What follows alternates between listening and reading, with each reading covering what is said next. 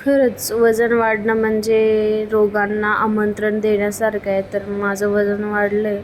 मला अजिबात व्यायाम करायला वेळ नाही भेटत आणि मला थायरॉईड झालं आहे. त्याची रोज मला टॅब्लेट घ्यावी लागते. 3 महिन्याचा कोर्स सांगितला आहे आणि आज मी बनवणार होते शेंगदाण्याची आमटी. त्याचीच तयारी चालू होती. चला तर मग बघूयात. भाजीला काही सुचतच नव्हतं काय बनवू आणि रात्री पण खूप उशीर झाला होता मला घरी येण्यासाठी. त्यामुळे मी भाजीला काहीच घेऊन नाही आले आणि मग ही आमटी बनवायला चालू केली मी. डब्यासाठी आमटी नाही घेऊन जाऊ शकत कारण ते डब्यामध्ये सांडते. त्यामुळे डब्यासाठी मी हा हिरवी मिरचीचा ठेचा बनवणार होते थोडासा वेगळ्या पद्धतीने.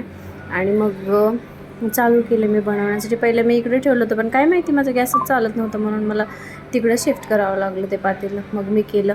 हे झाला माझा ठेचा रेडी डब्यासाठी. आणि माझा एकटीचाच डब्बा नसतो तर माझ्या दीदीचा आणखी मला 2 डबे द्यावे लागतात. त्यामुळे मला थोडंसं जास्तच नसतं. तुम्ही म्हणाल की एकटीच्या डब्यासाठी एवढा सगळं ठेचा बनवला आहे का? तर नाही, तो माझ्या एकटीच्या डब्यासाठी नाही बनवला आहे. आणि ही रेडी झाली आपली शेंगदाण्याची आमटी. तुम्ही पण नक्की ट्राय करून बघा, खूप छान लागते.